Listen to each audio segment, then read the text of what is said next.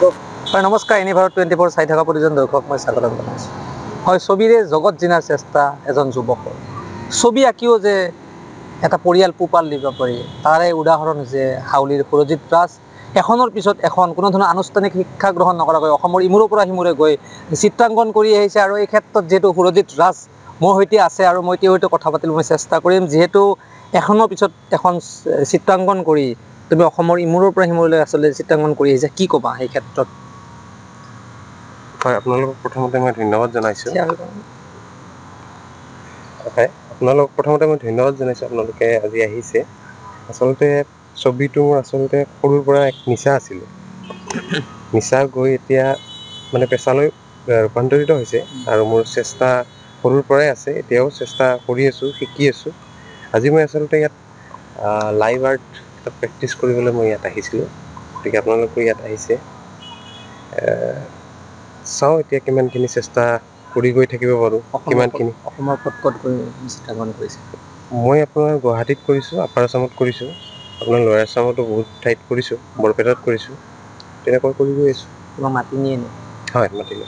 হয়, অসমৰ জনপ্ৰিয় কণ্ঠশিল্পীকো তুমি উপহাৰ হিচাপে তেওঁলোকৰ চিত্ৰাংকন কৰি হয় উপহাৰ হয় হিচাপে দিছা। হয় কোন ছিংগাৰক দিছা? মই জুবিন গাৰ্গক দিছোঁ, জুবিন দা, অংগৰাগ পাপন মহন্ত, জুবলি বা, তেনেকুৱাকৈ প্ৰায় সংখ্যক মানে কণ্ঠশিল্পীয়ে হওক বা অভিনেতা অভিনেত্ৰীক মই দিবলৈ সুযোগ পাইছোঁ। এয়া মোৰ ভাগ্যৰ কথা। চিত্ৰ আঁকিও যে সংসাৰ পোহপাল দিব পাৰি, তুমি হয় তাৰে এক উদাহৰণ হৈছা। উঠি হয় অহা চাম যি অনাই বনাই আচলতে ঘূৰে কিছু সংখ্যক, হয় হয় তেওঁলোকক কি ক'ব খোজা এই ক্ষেত্ৰত? আচলতে যিকোনো কৰ্মতে একাগ্ৰতাৰে যদি আমি লাগি থাকোঁ, সেইটো মই ভাবোঁ তাত আমি যেনেকৈ হ'লেও সফল হ'মেই।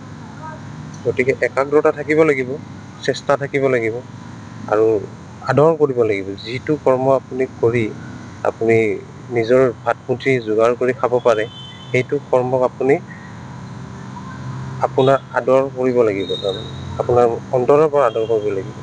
তেতিয়াহ'লে আপুনি নিশ্চয় সফল হ'বই।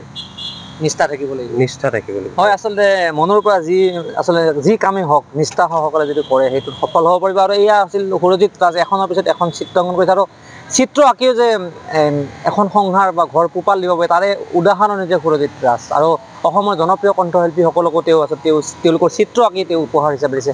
আৰু আমিও তেওঁৰ আচলতে উজ্জ্বল ভৱিষ্যত কামনা কৰিছোঁ। হয়, মোৰ কেমেৰা সহযোগীৰ সৈতে মই কৌশিক দাস, এনি ভাৰত 24।